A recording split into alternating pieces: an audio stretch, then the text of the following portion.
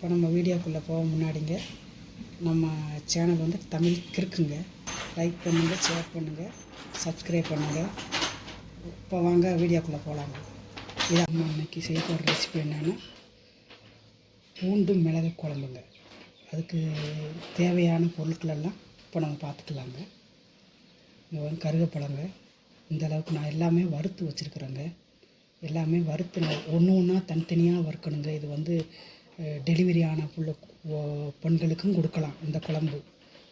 என்ன எல்லாருமே நான் உங்களுக்கு பாருங்கள், கருவேப்பிலை வணக்கி வச்சுருக்கிறேன். இந்த அளவுக்கு கொத்தமல்லிங்க, இந்த அளவுக்கு ஜீரகங்க, அப்புறம் 3 மிளகாங்க, அடுத்து புளி இந்த அளவுலங்க, 3 தக்காளி பழம், அடுத்து மிளகு நிறையா கொஞ்சம் சேர்க்கணுங்க.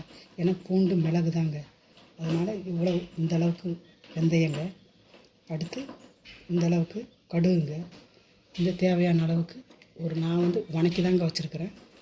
1/2 கப்பு வெள்ளை வெங்காயங்க, பூண்டு மிளகு குழம்பு. இதுக்கு இது தேவையான பொருளெல்லாம் பார்த்துட்டோங்க.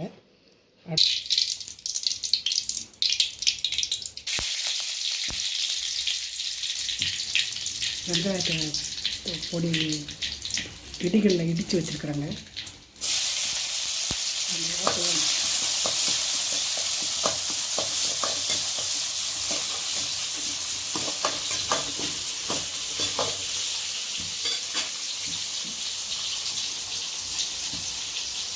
மூணு தக்காளி பழம் எடுத்து வச்சுருந்தாலும் அதை நல்லா கையில் பிசைஞ்சு வச்சுக்கிறேங்க.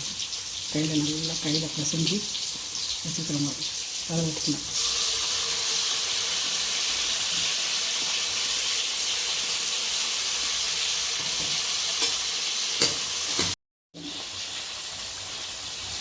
மறுபடியும் சொல்லி இந்த டயத்தில் கொஞ்சம் புளி கரைசல் ஊற்றிக்கலாங்க.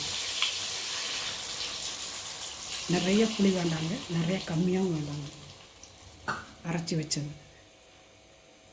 மசாலா அரைச்சி வச்சா தாங்க இந்த குழம்புக்கு ரொம்ப நல்லாயிருக்கும்.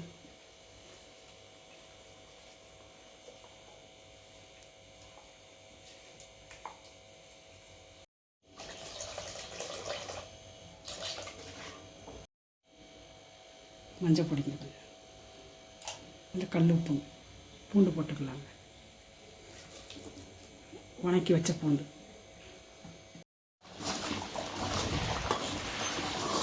போதுங்க, ரெடி ஆகிடுச்சு. ஸ்டவ் ஆஃப் பண்ணிக்கலாம். சாப்பிட்டு பாருங்கள். நம்ம சேனலுக்கு சப்ஸ்கிரைப் பண்ணுங்கள், லைக் பண்ணுங்கள், ஷேர் பண்ணுங்கள். தொடர்ந்து பாருங்கள். நான் தொடர்ந்து போட்டுட்ருக்கிறேன். உங்களுக்கு பயனுள்ளதாக, உங்களுக்கு ஹெல்த்தியான பாரம்பரிய உணவும் கிராமத்து சமையல்களும் நான் செஞ்சு போடுறேங்க. தொடர்ந்து பாருங்கள்.